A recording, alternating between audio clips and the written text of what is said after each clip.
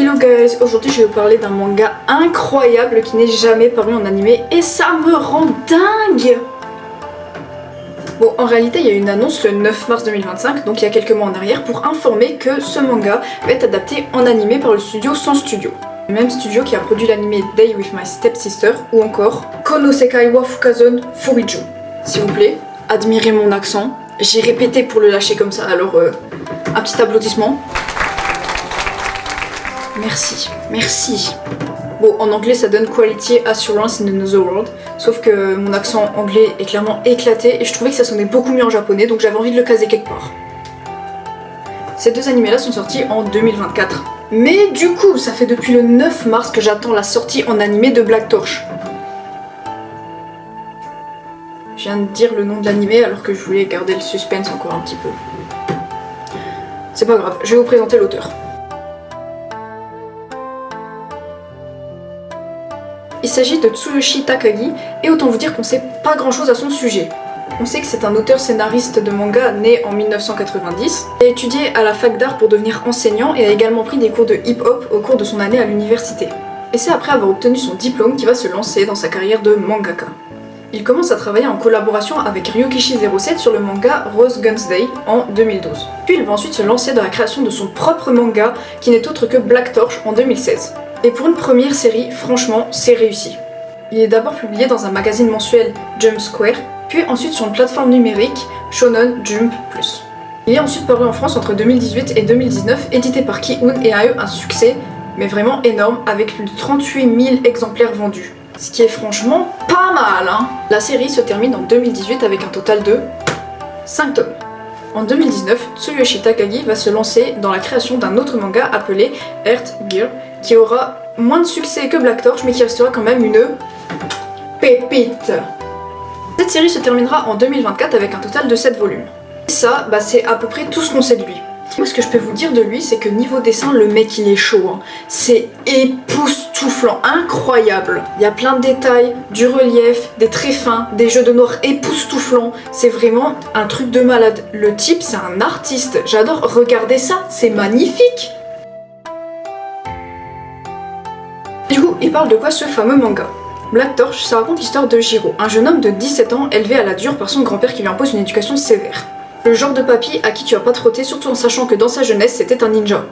Comme dirait Jiro, il est complètement givré ce vieux croulant. D'ailleurs son grand-père a enseigné ses compétences à Jiro depuis qu'il est enfant. Jiro, niveau caractère, c'est le genre de type qui arrive à se retrouver dans des situations complètement folles et infernales, et ça depuis qu'il est tout petit.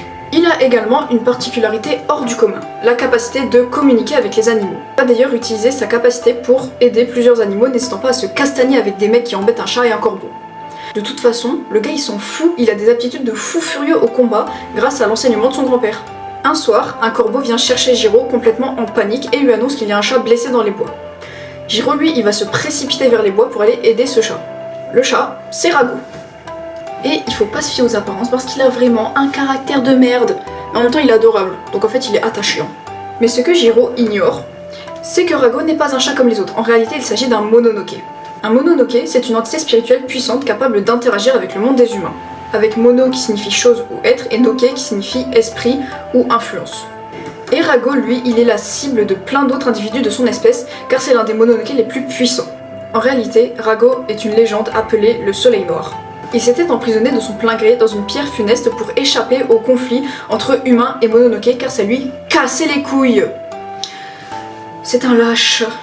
Et il est resté tellement longtemps dans cette stèle funeste qu'il en a presque oublié la totalité de ses souvenirs. C'est pour cette raison que Rago erre seul. Il essaye d'échapper à ses semblables qui veulent sa peau.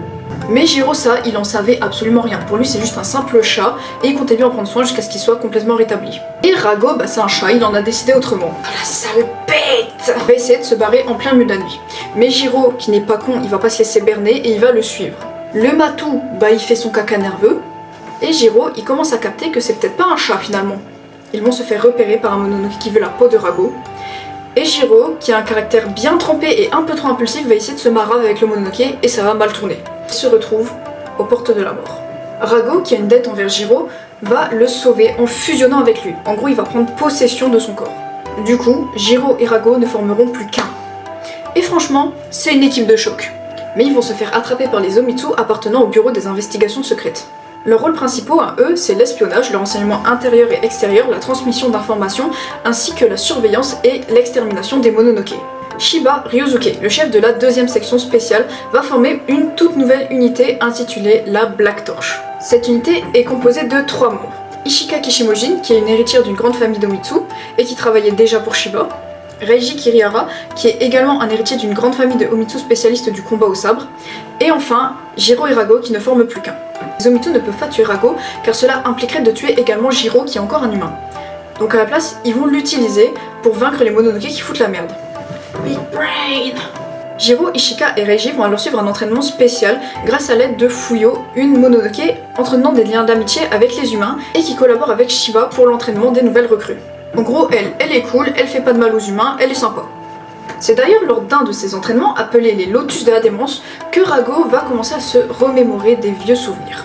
Il se rappelle d'un Mononoke nommé Amagi qui voulait le rallier à sa cause pour exterminer les humains. Vous voulez savoir un truc? J'ai un Mononoke dans mon armoire. Attendez. Coucou petit chat. Ça va Nouchette? Voilà. C'était la petite parenthèse sympa. Bref, Rago lui il a refusé car il apprécie bien les humains tout simplement. Amagi il va alors le provoquer en tuant un humain appelé Jirobe et en ramenant la tête à Rago. Jirobe étant un humain que Rago affectionnait particulièrement, vous vous doutez bien que le cadeau lui a pas trop fait plaisir. Rago, il va faire un gros caca nerveux, arrachant au passage le bras d'Amagi qui continue à forcer sur ses idées et détruisant tout un village sans même s'en rendre compte, faisant des centaines de morts. Et c'est rongé par ses regrets de ces centaines de morts qu'il a fait sans même s'en rendre compte, surtout à cause de ces conflits entre humains et Mononoke, que Rago va décider de s'enfermer de lui-même dans la stèle funeste pour échapper à tout ça. C'est ce même Amagi, des années après, qui va le faire sortir de la stèle funeste pour tenter de récupérer le pouvoir du soleil noir. L'enjeu pour la Black Torch est donc de... L'enjeu pour la Black Torch est donc de vaincre Amagi et toute son équipe de Mononoke qu'il a réussi à monter contre les humains. Et je vous en dis pas plus parce que j'ai déjà largement assez spoilé comme ça. Alors j'ai connu ce manga en lisant My Hero Academia. Le rapport! À la fin de certains mangas, il y a des pubs pour d'autres mangas. Et attendez, en fait je vais vous montrer, ça sera plus simple. Voilà. Autant vous dire que le petit Rago là sur l'épaule de Jiro, il m'a fait de l'œil, ok? J'ai été chercher le tome 1, je l'ai dégommé dans la soirée. Le lendemain, j'ai été chercher les 4 autres tomes. Ma mère, elle m'a vu, elle m'a lâché un. Divine, t'abuses. Je l'ai regardé, je lui ai dit non. Elle m'a dit t'abuses. Je lui ai dit non. Elle m'a dit t'abuses. Je lui ai dit ok, peut-être un peu, mais écoute, un coup de cœur, c'est un cul de cœur. Un cul de cœur.